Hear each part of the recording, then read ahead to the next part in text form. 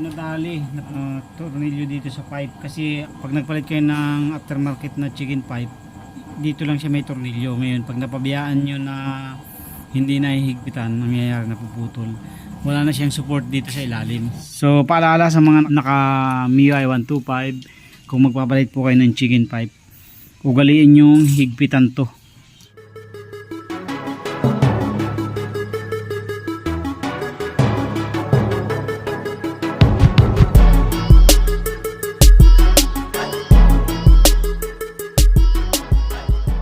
Yo, what's up mga katoy? Ayan, magandang gabi sa inyong lahat at mayroon tayong overtime ngayon.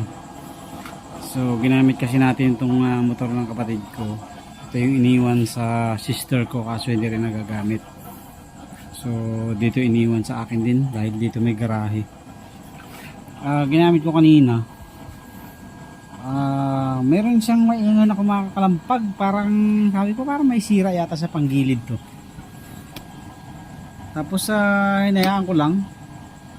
Parang may kumakalansing na parang lata. Ngayon after nasunduin ko si commander, narinig din niya, sabi niya parang may kumakalansing dito, may sira yata itong motor na to. At yun inano ko, dinouble check ko. Imposible naman sa panggilid may kumalansing ng parang lata, di ba? So naisip ko na lang yung kanyang tambutso kasi ito ako rin na nag-ayos niyan eh. So anong nangyari dyan, naputol yung sakit talaga ng mga MIUI 125 to. Naputol itong tornilyo ng pipe nya nung siya chicken pipe. Nagpalit siya ng version 3 na Apido version, hindi pala version 3, version 4. So nadali, naputol yung kanyang tornilyo dito sa pipe kasi pag nagpalit kayo ng aftermarket na chicken pipe, dito lang siya may tornilyo. Ngayon pag napabiyaan nyo na hindi nahihigpitan, nangyayari na puputol, wala na siyang support dito sa ilalim. Ayan, dito wala nang support dito. So kaya ngayon,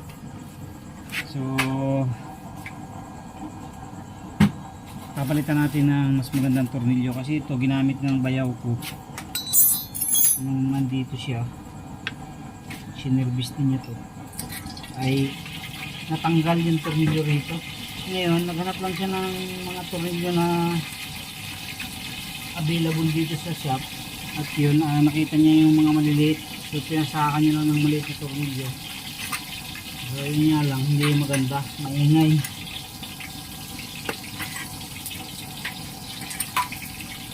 Pag umaalog siya maingay. Kaya ang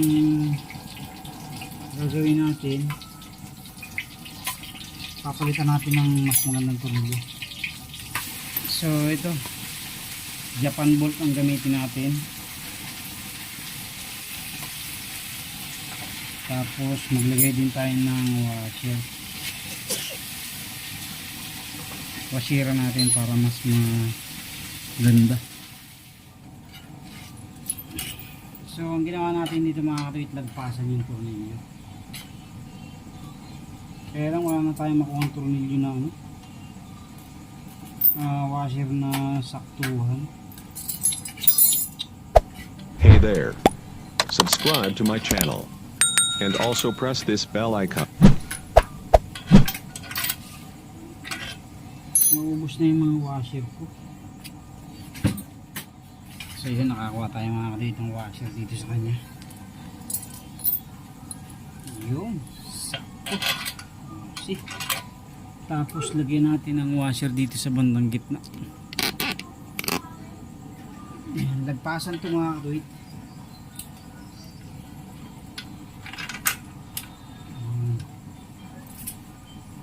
Ano lang.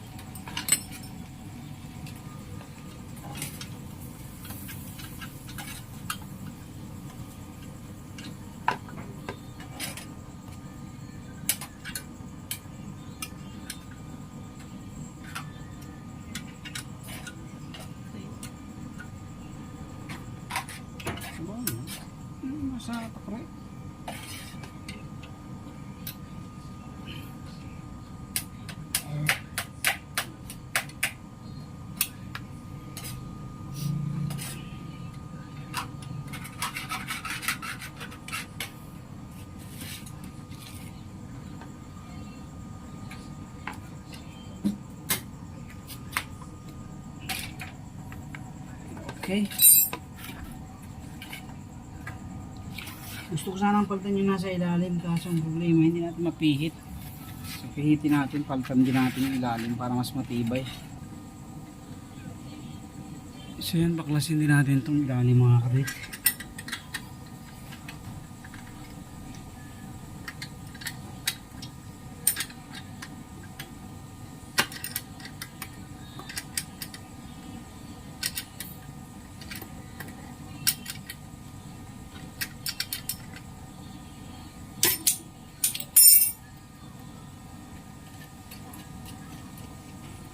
Para ano, papalitan natin na mas maganda.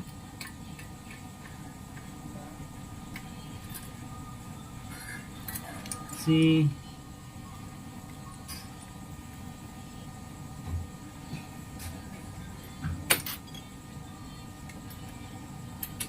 pangit to mga kadwit, maliit. Sa sobrang tagtag na luwag siya. So palitan natin ng mahabang malaki yung saktong tornilyo talaga dito. Pag hindi kasi natin gagamitin to mga kadwit, matatambak. Kaya ang ginagawa ko, ina-alternate ko minsan. Tulad ngayong linggo, 2 beses ko siyang ginamit. So at least nagagamit siya at hindi siya masisira.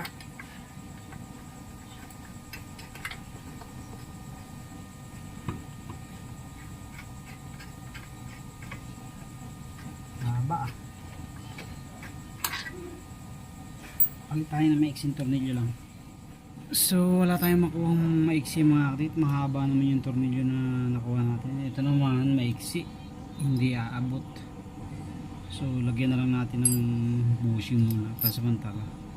Kasi kung sakaling magamit natin eh hindi na siya aalog.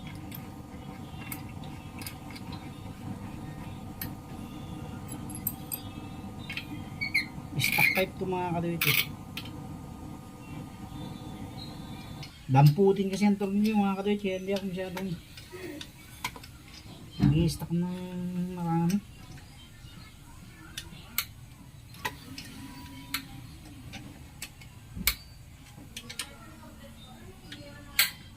Pansamantagal na to. Original naman yung bolt nito eh. Ito pa oh, yung mga diskarte ni Bayaw. Kinabit niya ito baliktad. So ito naman ay ano naman, part tension. Gumagalaw. Ayun, kita natin.